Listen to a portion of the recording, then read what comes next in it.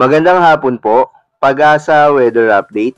Alamin ang lagay ng panahon ngayong gabi ng Sabado, September 23, 2023 at sa mga susunod na araw. At latest update sa dalawang low pressure area na binabantayan sa loob ng Philippine Area of Responsibility.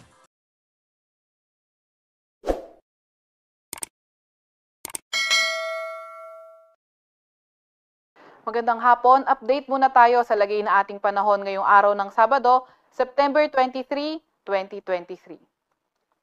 Sa kasalukuyan ay may dalawa nga tayo minomonitor na low pressure area na nasa loob ng ating Philippine Area of Responsibility.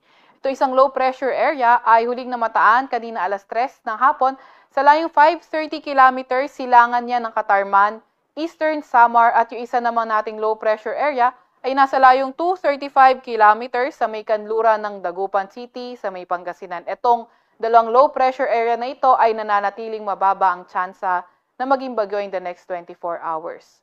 Meron din naman tayo minomonitor na southwest monsoon, nakakaapekto yan sa may southern Luzon, sa may Visayas, and also sa may Mindanao.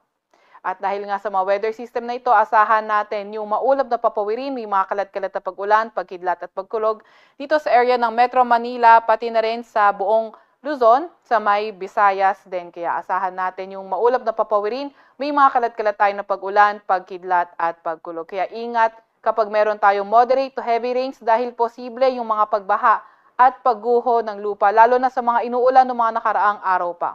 Yung ating mga Regional Services Division maglalabas ng rainfall advisory, thunderstorm advisory o di kaya heavy rainfall warning kung kinakailangan. Dito naman sa area ng Mindanao, better weather condition yung inaasahan natin. May partly cloudy to cloudy skies tayo na may mga tsansa ng mga localized thunderstorms.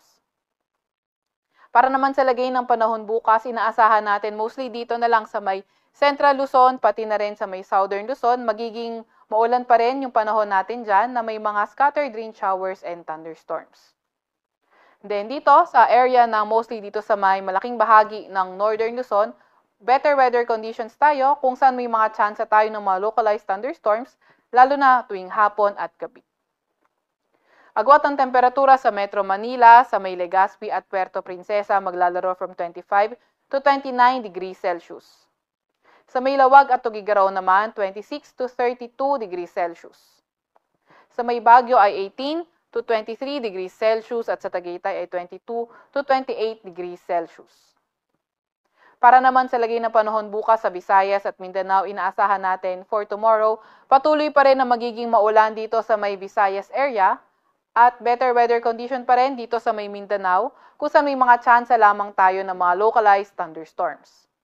Agwat ang temperatura dito sa may Cebu and also sa may Tacloban maglalaro from 26 to 31 degrees Celsius.